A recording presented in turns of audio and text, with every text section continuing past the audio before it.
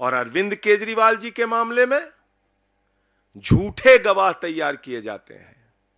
दिल्ली की प्रचंड बहुमत से चुनी हुई अरविंद केजरीवाल को गिराने और खत्म करने का मकसद है, घोटाले की जांच का मकसद नहीं है।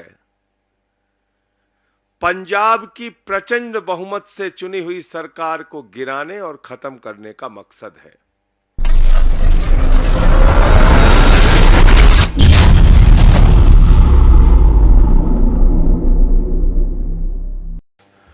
अभी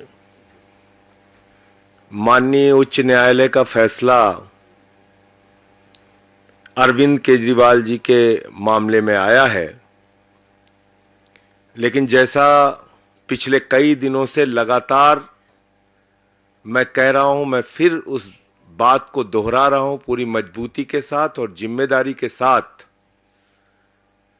कि ये पूरा का पूरा मामला भारत की राजनीति में आजादी के बाद से लेकर सबसे बड़ा राजनीतिक षड्यंत्र है। एक गहरी साजिश के तहत यह मामला बनाया गया है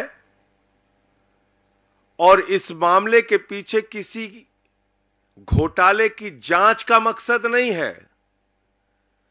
दिल्ली की प्रचंड बहुमत से चुनी हुई अरविंद केजरीवाल को गिराने और खत्म करने का मकसद है।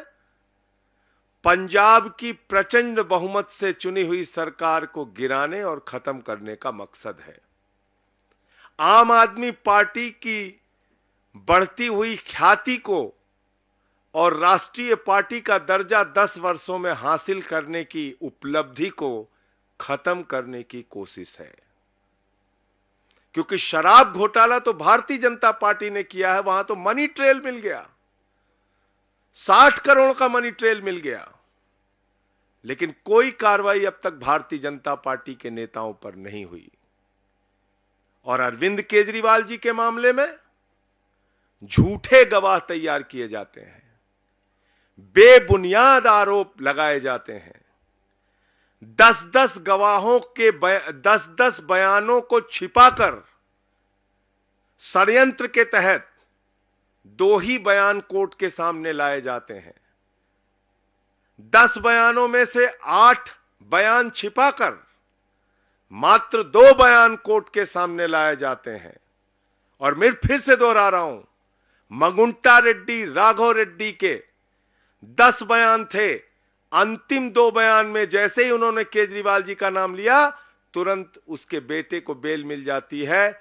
और मंगुंटा रेड्डी कौन है? आज की तारीख में वो एनडीए का प्रत्याशी है। आंध्र प्रदेश में नरेंद्र मोदी जी की तस्वीर लगा के वोट मांग रहा है, जिसके ऊपर भारतीय जनता पार्टी और ईडी ने शराब घोटाले का आरोप लगाकर उसकी जांच शुरू की थी। आज वो कैसे मोदी की तस्वीर लगा के वोट मांग रहा है? मुझे जवाब दो भारतीय जनता पार्टी के लोगों। शरद रेड्डी, 12 बयान उसके लिए जाते हैं अरविंद केजरीवाल जी के बारे में, एक शब्द नहीं बोलता। अंतिम 2 बयान में बोलता है, 10 बयान में नहीं बोलता। और जैसे ही 2 बयान में वो नाम लेता है केजरीवाल जी का, उसको तुरंत बेल मिल जाती है और वो छूट जाता है कमर दर्द के नाम पे। ये राजनीतिक षड्यंत्र नहीं तो और क्या है? चंदन रेड्डी नाम के एक गवाह का कान का पर्दा फाड़ दिया गया, हाई कोर्ट में उसने अपील की। समीर महेंद्रू पे दबाव बनाया गया, अरुण पिल्लई पे दबाव बनाया गया, गवाहों को डराया गया, धमकाया गया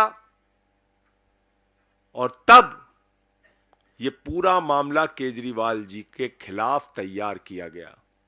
मैं पूछना चाहता हूं भारतीय जनता पार्टी के लोगों से, मैं पूछना चाहता हूं हिंदुस्तान की राजनीति में आजादी के बाद से लेकर अब तक की सबसे भ्रष्ट पार्टी भारतीय जनता पार्टी से और बीजेपी की सरकार से, क्या आप मुझे जरा बताइए कि जब 60 करोड़ का सीधा मनी ट्रेल तुम्हारे खिलाफ मिल गया तो तुम्हारे नेताओं से पूछताछ ईडी और सीबीआई क्यों नहीं कर रही? क्यों नहीं अब तक एलजी ने चिट्ठी लिखी, जांच की? क्या कारण है कि इलेक्टोरल बॉन्ड में इतना हजारों करोड़ का घोटाला सामने आने के बावजूद, जिस कंपनी का मुनाफा 0 है, जिस कंपनी का मुनाफा घाटे में है, मुनाफा तो छोड़िए, जो कंपनी घाटे में चल रही है वो सैकड़ों हजारों करोड़ रुपए आपको चंदा दे रही है। जो फर्जी कंपनियां कागजों में बनी हैं, वो सैकड़ों हजारों करोड़ रुपए भारतीय जनता पार्टी को चंदा दे रही हैं। कहां income tax department, CBI, ED क्यों नहीं जांच करती भारतीय जनता पार्टी के नेताओं की? क्यों नहीं पूछताछ होती उनकी? क्यों नहीं गिरफ्तारी होती नहीं उनकी? क्यों नहीं छापे पड़ते उनके यहां?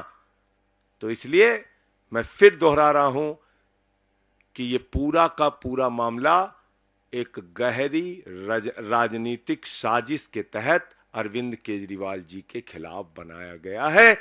और जो बयान केजरीवाल जी के पक्ष में थे, वो बयान ईडी ने जानबूझकर भारतीय जनता पार्टी और सरकार के इशारे पर राजनीतिक साजिश के तहत कोर्ट के सामने रखा ही नहीं बयान।